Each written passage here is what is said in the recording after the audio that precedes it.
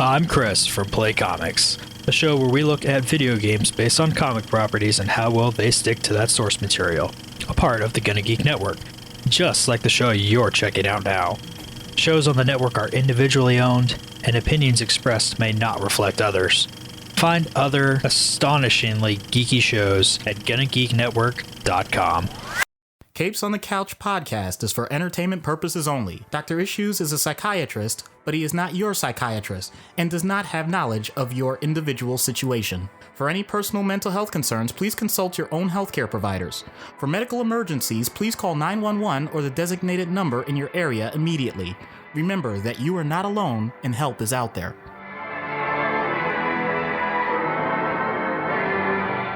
Good morning, everyone. Welcome to PuchiCon Poconos 2023. Thank you all for joining.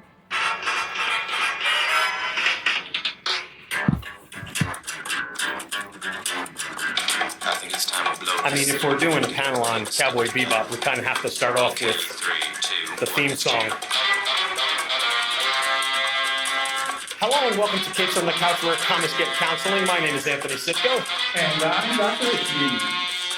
This panel is about Spiegel from Cowboy Bebop. And as I said, this is just, I would say, one of the greatest TV themes ever. And I say that as someone who only just got into the show.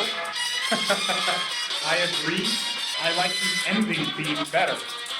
Hot take. I don't know that that's necessarily a hot take. I wouldn't say it's as common, but it's not a hot take to say that. I would say, you know, if you're into something more like, I don't know, Ask DNA or what's the theme from the other scene from the movie? Gosh, I forget. You know, what's that, like, hey Sweet Cheeks or whatever it is? Yeah, you got it. Yeah, so if you like that a little more, that might be a hotter take, but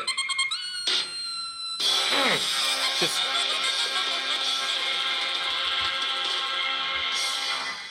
All right. So good. So good.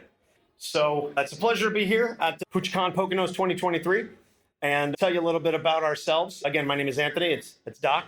We co-host a podcast called Capes on the Couch. We discuss the mental health issues of comic book characters. For this panel, since it's more anime focused, we chose to do a more anime focused character. We were at the Atlantic City convention earlier this year, and we did an episode on Vash the Stampede from Trigun. And Doc is much more into the anime than I am. So he's kind of the one who takes the lead on these things. Yeah, I have so many characters I can think of, but Anthony can tell you firsthand, it sounded like we were going to have to debate or research who we were going to do next, and I just immediately said, no, we're doing Spike from Cowboy Bebop, and that's that. Yeah, you picked Vash for the last one, and that was, I guess maybe like a little bit of thought was put into that, but you said that was more because your daughter, you were just introducing her to Trigun. But then I said, okay, well, we need to do another one for this one. You go, let me think. We're doing Spike, like right off the bat. So, and I enjoyed Trigun. I did. I did like watching it. I love Cowboy Bebop. I'd never seen it before having to watch it to kind of prepare for this panel.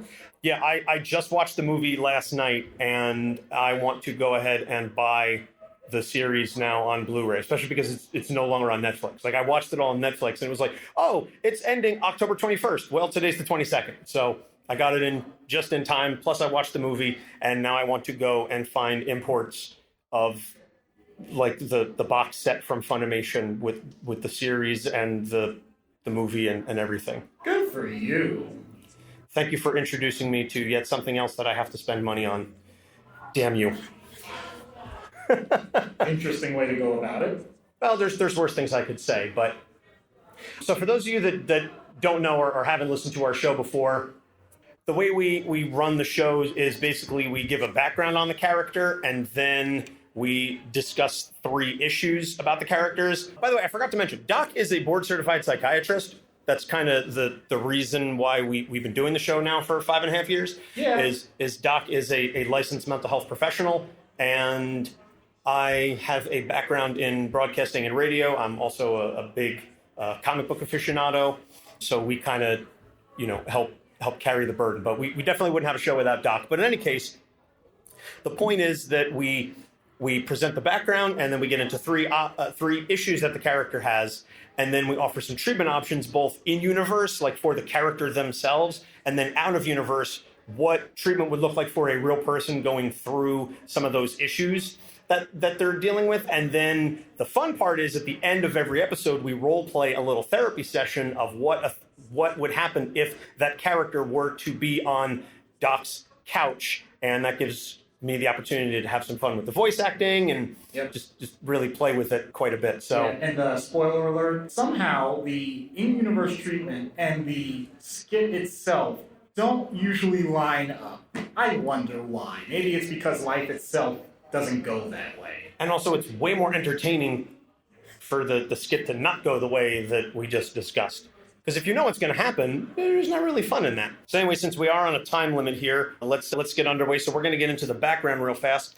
Spike Spiegel, created by Shinichiro Watanabe and Toshihiro Kawamoto, in Stray Dog Strut, which is the first episode of Cowboy Bebop, released April in 1998. I apologize, by the way, for butchering the Japanese pronunciation. Protagonist of the series, Spike, he's a bounty hunter who's partnered with Jet Black aboard the spaceship Bebop, not to be confused with Cowboy Bebop at his computer, which I knew what that was before I watched the series, and now I really, really cringe when I see that.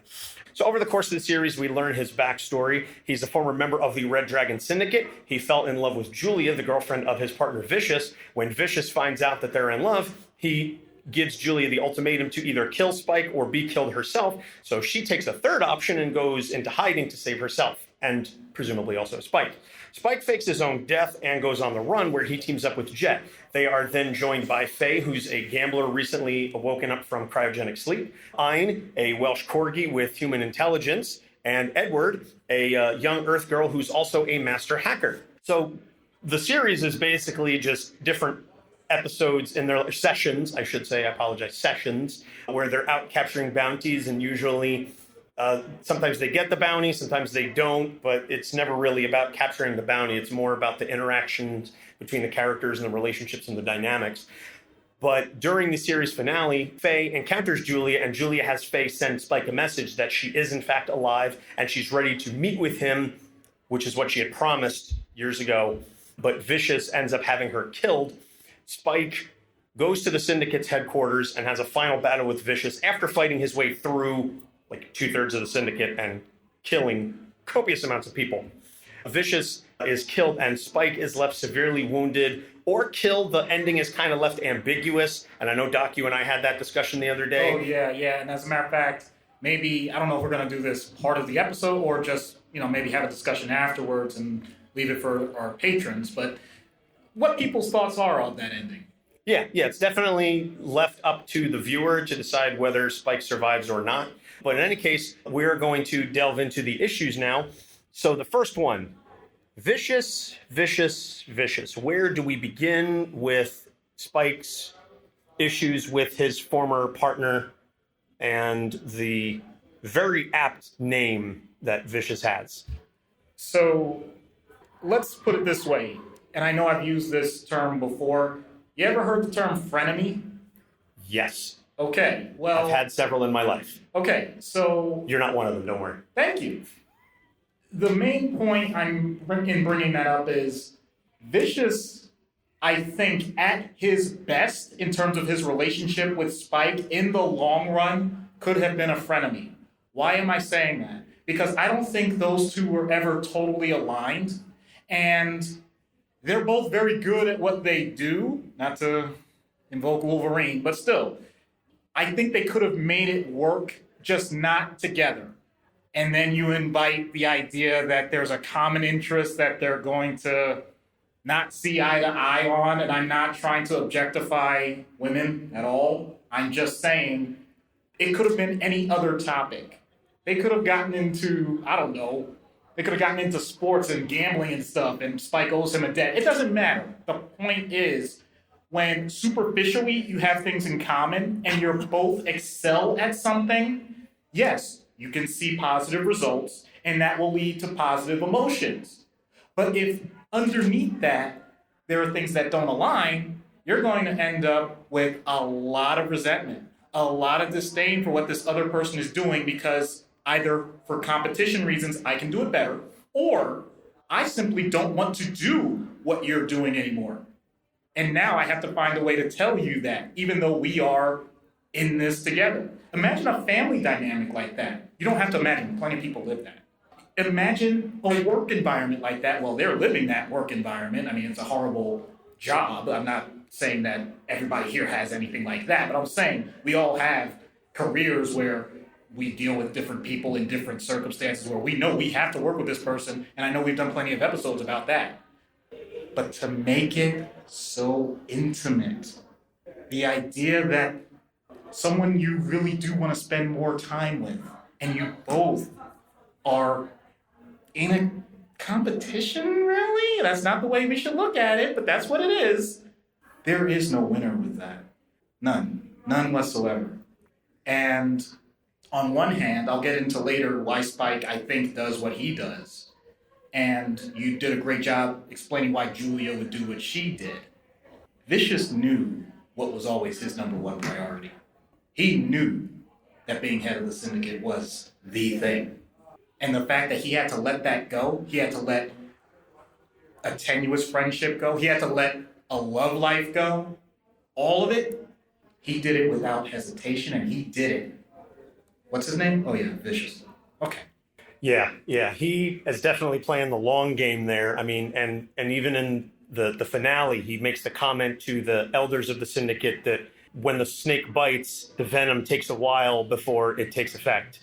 And that just because he seemingly failed at that particular moment with that attack, we see later on, spoiler alert for, a 20-year-old anime, that the people here, the people who are supposed to execute him are actually loyal to Vicious, and they end up executing all the heads of the syndicate, and he's like, I'm in charge now. Right, and how does this relate to Spike? Because Spike is the character we're doing. The point is, if you're dealing with someone like that, then you don't have a choice. When you say fight, flight, or freeze, the point is you better do something. You can't freeze. You have to act.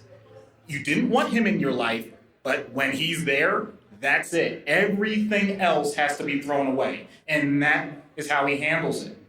All of his emotional responses, any connections with people that are either acquaintances or friends, anything that he wanted in terms of his aspirations for his life, even the love of his life. When Vicious is around, that's what's going down. Yeah, absolutely. So we're just going to segue then into the second issue that he's dealing with, which is he never got over his abandonment by Julia. And this is something that we see a lot more of. Vicious pops up occasionally, I think like twice throughout the series before the finale, either Vicious directly or someone kind of aligned with Vicious. But the name Julia pops up fairly frequently. And it's always alluded that there's a lot there, and that Spike, after being abandoned by Julia, just kind of turned off his heart. And we see the impact that it has on how he treats women. We certainly see that in how he treats Faye. I think the creator said at one point that Faye is definitely someone that Spike has feelings for, but he can't really show it because of everything that happened with Julia. So he got burned, once bitten, twice shy. Yeah, that's trauma. That's exactly what it is. It's emotional trauma. So Spike is anchored. He's anchored by his own memory of what his ideal love should be. That's what Julia encompasses. And because of how everything happened, when you have significant events that lead to a lack of resolution, then you can get stuck like that. In other words, it's, in theory, a nice thing. Some people may not agree with me on this, okay? But it can be a nice thing when you start to see the annoyances, flaws, idiosyncrasies of the people around you, including the ones you love. Because they can be quirky. They don't have to be detriments.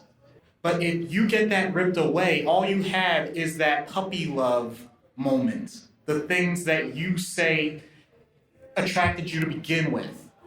And I'm not even saying that it was superficial. Let me make this clear. I'm saying that it was a deep love that he had. I'm going to go with that basis.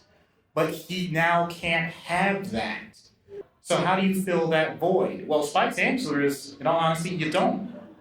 You either hope that at some point it comes back that way and he gets teased with that, or you recognize that you're just gonna shut that entire part of yourself down. And that can lead to significant emotional stunting. It can show in how you interact with other people because you're not allowing them the opportunity to get to know you in a way that is going to foster positive relationships. And it doesn't just have to be romantic, it can be any type of relationship. And if you're willing to let negative events cloud how you view your entire spectrum of life, then yeah, you might end up a lot more alone than you originally intended. Absolutely, absolutely. Which then, that statement right there about just kind of being lonely and letting things, I guess, impact you more than they should, delves perfectly into the last issue, which is a life of drifting versus a life of intention. Spike, prior to everything going down with Julia and Vicious, certainly had a life of intention, even if it wasn't the best intentions. Spoiler alert, obviously it wasn't, but he was very much going out and doing things. The Spike that we encounter in the series and that we see is so laid back as to be almost lethargic and just kind of sleeping through life. Because I think I don't want to speak for you, but I think because of everything that happened, he's like, well, if I take action, it's just going to end up turning around and biting me. So he just chooses to drift through life versus taking action. All right. So before I knew that we were going to really do this character, I can say, and I don't think I've ever said this on a podcast before, I really identify with Spike. I mean, really identify with Spike. I am grateful for the life that I have. It is not the one I expected. I don't know if you remember this, but with AOL, with usernames and things like that, you got to put some details into what you said about yourself. Do you remember, Anthony, what I put for relationships? You don't have to. No, I remember the ready to die was your motto throughout high school. Yeah, but I'm not referencing that. But as far as relationships, I mean, you were perfectly content to be the loner. I remember that. I don't remember the phrase you may have used, but you were perfectly content to be alone. Eternal bachelor and keeping it that way. I did not think that long-term romantic relationships would be involved in my life. I had no problem with the idea that whether it's being slapped or simply never even getting into one, I was okay with that. I figured that my life was going to be a series of well-meaning, well-intentioned jobs that I would save up enough that I could live almost off the grid, but still have a home base, but be that person that comes in and out. You would be the anchor point. If you ever needed anything in your life, whether with your family, the family you built that I knew you wanted to build and all that stuff, I would be that person no matter what happened, anytime, anywhere. Drop everything, be there. Same thing with my biological family, I'd be that person. But don't you dare ever consider me to be that person that's there every single day doing the mundane. That is not what I intended for myself. If nobody else in the world knew my name, I thought that would be an amazing thing. And then she happened. Yep. My wife. We've been together 24 years. Since dating. 24 years. Mind you, he only just turned 42 like a couple weeks ago. So I went from a person that thought that his entire adulthood, don't get me wrong, maybe down the road, different season of life, I maybe have a change of life baby, or I get married late or something like that. Okay, I could kind of visualize that. Instead, locked down from young and loving it.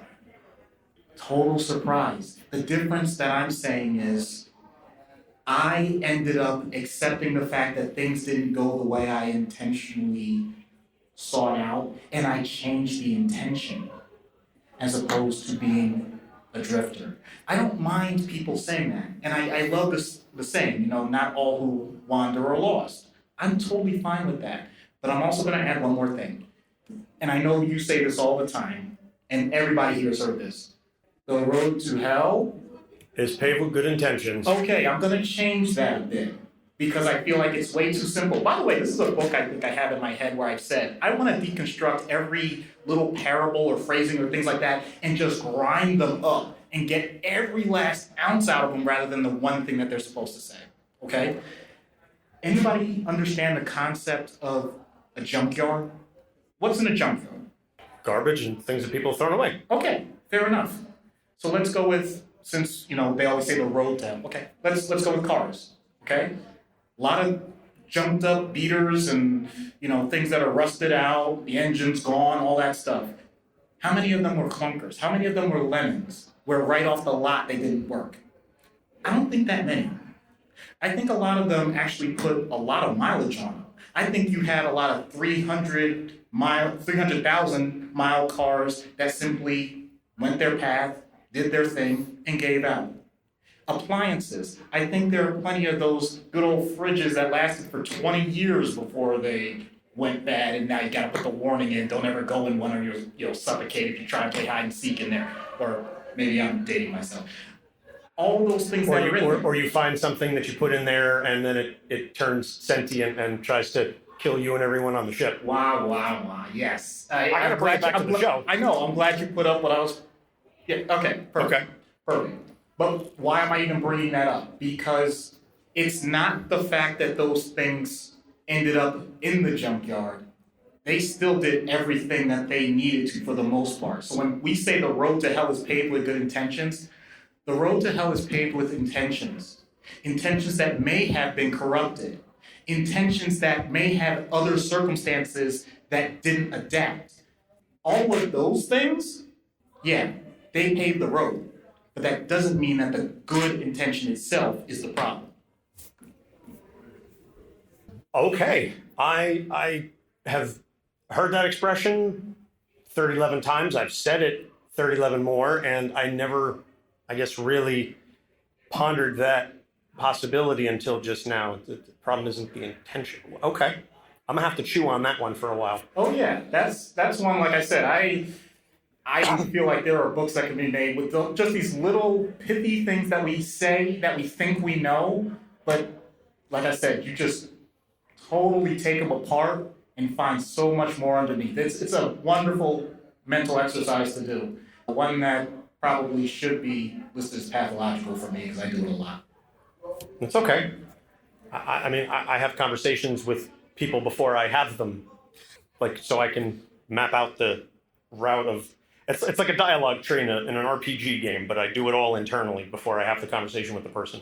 So yeah, I get it. Yeah, the main point with all of that is take whatever intention you have, and even if it's not going the way you expect, go ahead and make a new intention that's going to continue to fulfill you, rather than letting the other one wither on the vine. That's what Spike did. Yep.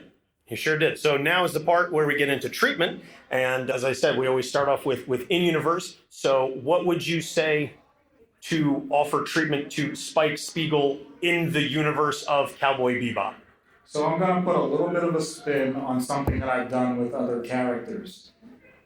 I'll be honest, I get a little grimy. So I would like to consider this ethical because I'm trying to do the right thing. But that doesn't mean that I can't, bend the rules a little bit. They're bounty hunters, right? So all I have to do is be a bounty.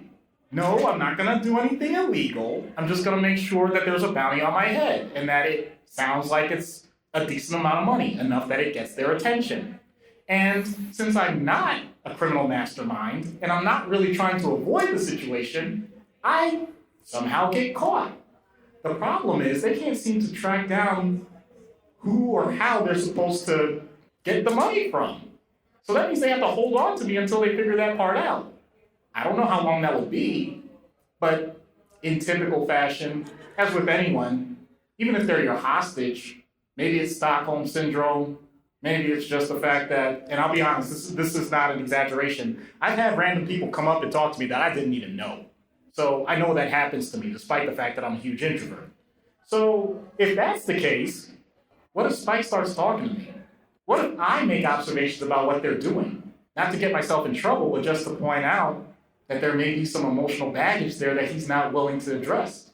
What if I could show him a different way? That would be my opportunity, all while I'm tied up. Although there probably will be times where I get gagged. So either way, definitely willing to do it. Yeah, well, I mean, you'd have to really set up some shell corporation stuff, because I feel like if Ed is working and trying to figure it out, she's gonna, just hack her way in. Oh, please, forget Ed. You really want to know? I'm worried about Ein. I think Ein is gonna, just totally knock me out. You remember when Ein had the visor and was going to town with that? Woo, boy. Yeah, oh, yeah. Totally forgot about that. Here's the other thing, though. You have to, if you're going to do that, if you're going to put the bounty on yourself, you just have to make sure that the Bebop is the one that catches you and not someone else. Well, I think they're good enough at what they do that even if I do get caught by someone else, that they would, somehow find a way, because that's how these anime things work, right? Yes, I know it's the anthropic principle. I understand. This is who I am. I'm the devil's advocate guy. Both of us. That's why we end up going so deep into hell. This is also very true. So out of universe, then, like I said, this is the part where we talk about someone, a real life person. Yeah, okay, so I'm just going to cut you off and just say, all right, here's how I handle this stuff, people, because I went really deep into it. So I'm not going to hide, okay? How would you treat yourself? Not even that. Let me make this clear. What I'm talking about right now is not traditional mental health treatment, okay? This is not something that you'll find in a diagnostic manual or anything. But you will find self-help guides that do recommend this type of exercise, okay? If you played certain games or RPG games where you get to map out all of your characteristics, okay, in terms of strength, intelligence, emotional responses, all those other things, et cetera, et cetera. Yeah, the attribute, right, like hexagon, octagon, whatever it is. Exactly. Well, here's the thing. You can do that for your own life. And I don't mean it as a joke. You can do it, let's make it up. Your family life, your finances, your spirituality or religious intent, if that's something that's big to you, your psychological health, the other things, other hobbies. You can make this as detailed or as simple as you want it to be. But the point is, however, once again, how you create the scale. I don't care if it's 0 to 5, 1 to 10, whatever. You rank everything out, you put it on this plot. That's not the only point. The point is, after you do that, sit with it for 5-10 minutes, doesn't take that long. How does that make you feel? What does it invoke in you? Is it a sense of pride, satisfaction? Is it anxiety? Is it anger? Whatever it is, that's your key. That's where you need to take action. If there's a part that you didn't consciously realize was something you were neglecting, you can always shift it. If it's something that other people think you needed to change, but you're comfortable with it, and once again, I'm putting myself on blast, I've done that with certain areas of my life that upset other people. And you know what? I actually did have to live with the consequences, and I do still to this day. And I'm okay with that. I am okay with who I am. If you do that exercise and you do it, let's say, annually, quarterly, whatever it is that you feel most comfortable with, then you'll probably notice that your life of intention is going to be a lot better than if you let each of these characteristics just drift as they may. Okay. I'm looking up right now because my wife and I just watched the movie Elemental the other night. Yeah. It's a great movie, a great Pixar movie. And there's a quote about temper in there that when I lose my temper, I think it's just me trying to tell myself something I'm not ready to hear. Ooh. So if you make this chart for yourself, if you examine and you do the internal self-awareness, which is not easy. And we talk about this all the time on the show, and I talk about this all the time in my personal life. It is not easy to do the work, to do the digging, to figure out what is going on and why you may be happy or unhappy with certain things. If it triggers those kinds of negative emotions, that anger in you, that temper, think about why that is. Accept it, acknowledge it, and then say, what is it about this that makes me angry? What is it about this that is making me unhappy? Because I think the people that tend to be short or curt with other people, the people that are a little snippy, it's because there's this internal dissonance between who they want to be and who they think that they are. And so this goes back to your earlier point about changing your intention. If it's not the life that you intended, then either change the life or change your intention. But as long as you're sitting there stewing in that dissonance, it's going to make you unhappy. And it's not going to change by itself. It's not going to happen on its own. You are going to have to make the intentional decisions to make the changes. You can't just go, well, it'll work itself out. Nah, doesn't really work that way. That's what Spike does, and that's how he ends up in these situations, because he's not taking the intentional path to create positive changes for himself. And so that's something that, I would kind of suggest to everybody here, both here in the room and on the podcast, that if you are sitting with that dissonance and it makes you uncomfortable, lean into it, own it. Some people run from it. Some people go, I'm uncomfortable, I don't want to deal with it. You're never going to fix it until you address it. So lean into it, figure out what's causing that dissonance, and then work on it. Well said. So now's the part of the show where we get into the skit. So I'm going to do my best Steve Bloom impression. Apologies to the phenomenal Steve Bloom, which, funny, you were talking about Wolverine earlier. Steve Bloom also voiced Wolverine and the X-Men. So let's see what happens when we get Spike Spiegel on Dr. Issues' couch, or maybe Doc and Spike's couch. So, just like I said, we kind of have fun with this. It gives us the opportunity to have a little fun and engage in some voice acting. And normally these things takes place in Doc's office. This is not in Doc's office. Yes, we had to get a little creative with this, and this shouldn't come as a surprise to anybody. Like, we both write these things, but a lot of times when it comes to the skit, because Anthony literally does everything that makes this whole thing work, a lot of times I have a lot of input. So if you don't like it, well, I don't know why you would come here anyway, because you knew fully well what you were getting with this. This is what we do. All right, anyway. And the other thing that I just want to add is when we're writing these, we try to stay true to the character, who they are as a character, because we're not going to create some fantasy version of the character where all their issues are resolved, because that's not who they are, and that's also not fun to write. That a well-adjusted Spike Spiegel doesn't make for a compelling series or episode or skit. So and so for people that are willing to nitpick, we usually don't even give this disclaimer, but I'll do it for this one. Just consider Spike to be in that kind of drifter phase. I don't even want to say whether or not, if you think he survived what he did, great. If he has to be before that because he's alive, okay, whatever. Yeah, I'm envisioning this definitely pre-finale. This is, I'll put this somewhere around, I don't know, episode 15, 16. Yeah. After everybody else is aboard the Bebop, but before stuff has gone on. So all right, let's get started. Who the hell? Come on in. Are you Mr. Spiegel? I'd better be, or else you'd be dead by now. Plus, we don't usually get visitors unless Jet has business with him. He gave me the heads up. You're the doctor, right? Yes, I'm Dr. Issues. Well, we're not exactly fancy here, but help yourself to something to eat while you wait for him. Wait for who? Jet said he hired a doctor to check things out, and he wanted to make sure I was around. We're kind of in no man's land here. I think we have some bell peppers and beef, but it's a little light on the beef. About that. I don't usually do house calls, but he made it sound urgent. Except I need a special waiver to diagnose and treat someone so far out of my jurisdiction. He already took care of that, right? Sure he did. Whatever. Good. Then there's the other part of the misunderstanding I need to clarify. Don't tell me you forgot your equipment. I figured you need hardware tools if you have to deal with Jet's arm. I'm not an orthopedist. And maybe he's got a cold or something? I don't know. I'm not here for Jet. I'm not paying for the bill to get you to the right address then. I don't know where the hell Faye is either. Spike.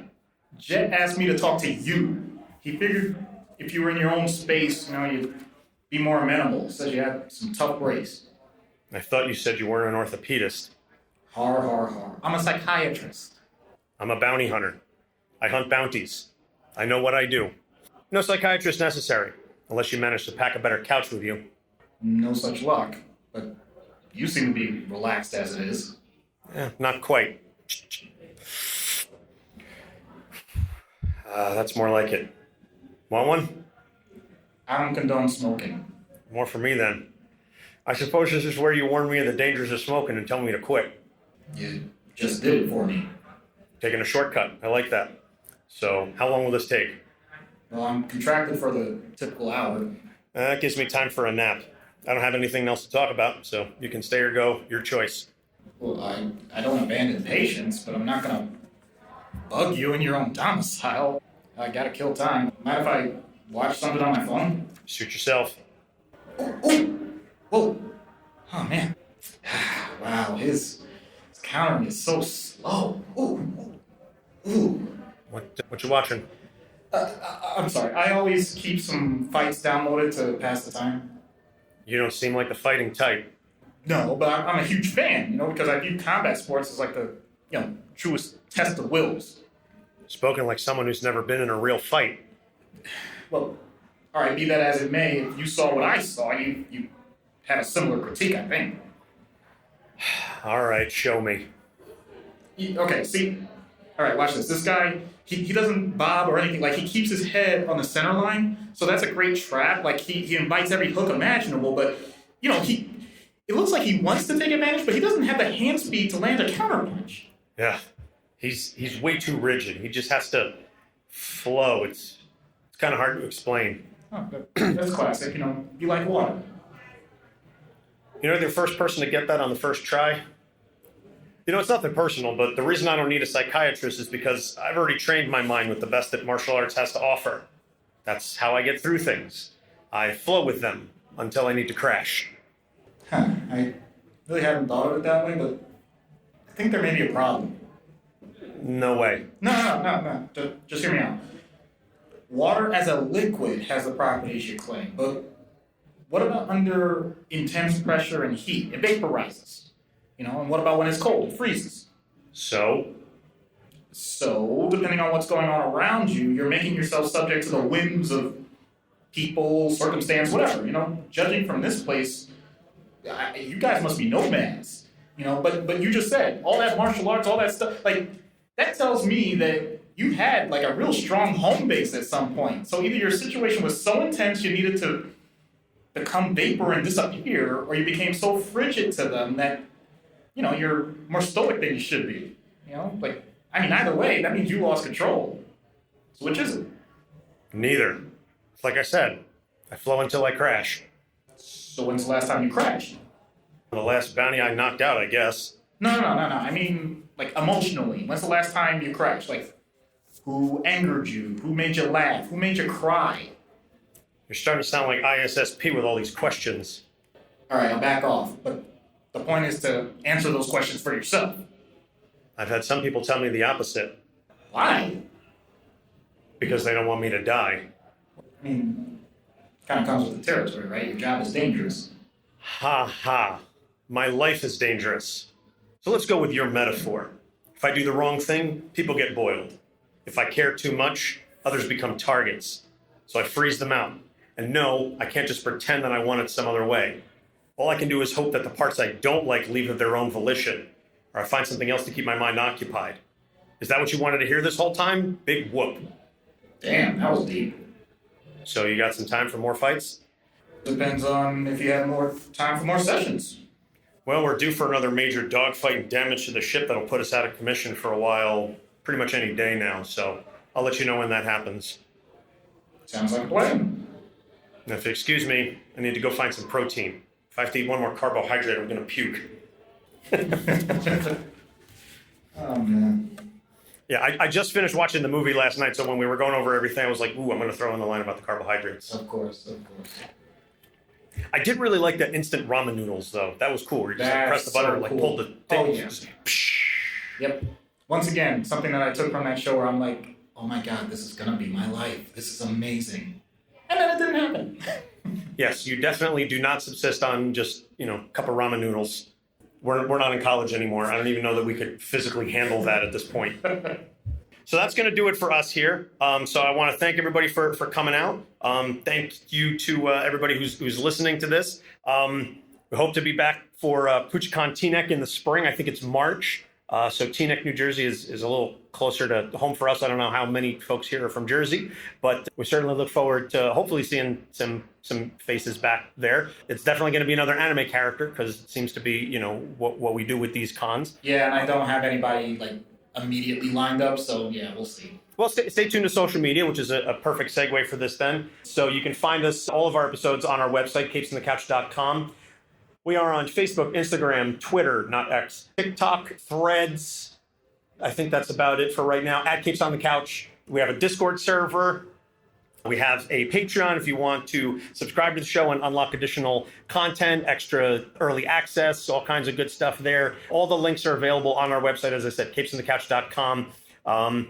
So feel free to, to follow us and check us out there. And then, so the last thing I will say is, I just had it lined up, and then my finger slipped on a button. The joys of the joys of technology, I was going to say. So, and now for the best team. So for Anthony Sitko, for Doc Issues, I'm Anthony Sitko saying, see you, Space Cowboy.